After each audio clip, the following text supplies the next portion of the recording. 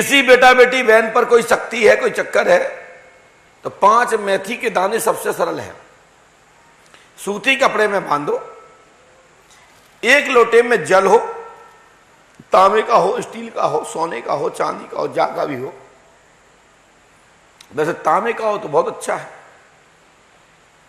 यदि किसी घर में तांबे लाख पैसे ही नहीं है तो क्या करते, स्टील का ही हो।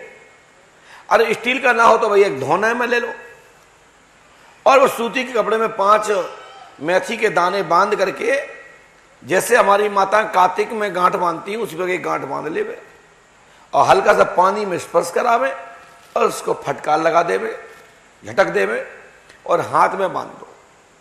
6 घंटे पहले कोई शक्ति आई थी या 2 घंटे बाद आने वाली है, तो आपके उस मेथी के दाने में अंकुरित हो जाते हैं। क्या हो जाते हैं?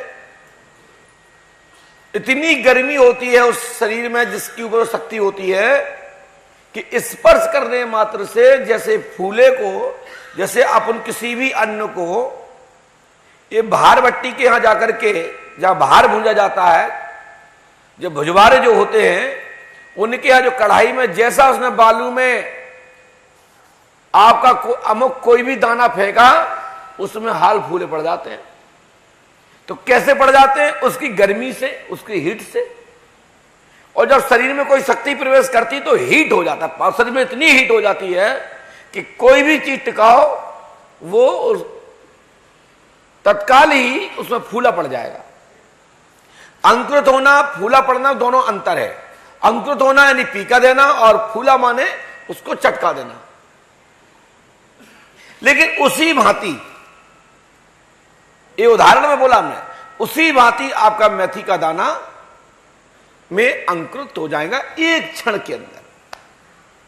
और ऐसा ना होवे तो समझ लो दाल में कुछ काला है, या तो भूत नकली है या फिर वो मरीज नकली है जिसमें भूत आ रहा है। भूत की एक्टिंग कहीं से भी सीखी जा सकती है, लेकिन भूत शरीर पे आना बहुत कठिन है। भूत इतने फ्री नहीं होते कि एक के संग 4-4, 5-5, 10-10, 100-100, 5-5 चढ़ जाएं और फिर वे उतरे ही ना। इतने फ्री भूत नहीं होते कि एक व्यक्ति पे चढ़े रहे तो उतरे ही ना। डाले के डाले हो सकते हैं। परेशान करने वाली शक्तियों का जब बहुत बड़ा ग्रुप हो सकता है, लेकिन भूत भी समझते हैं कि इसका भोजन का टाइम हो गया, इसको मलमूत्र जाने के लिए, फ्रेश होने के लिए टाइम हो गया, इसका शयन का टाइम हो गया। भूत भी समझदार होते हैं।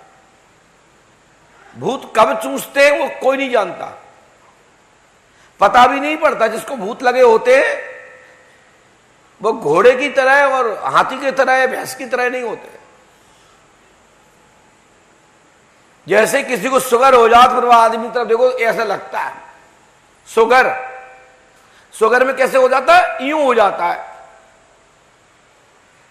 थोड़ा पेट में दर्द होता है तो मुंह उतर जाता है, एक छाला मुंह में हो जाता है तो शब्द कंसर होने लगते हैं, जीभ काम नहीं करती है।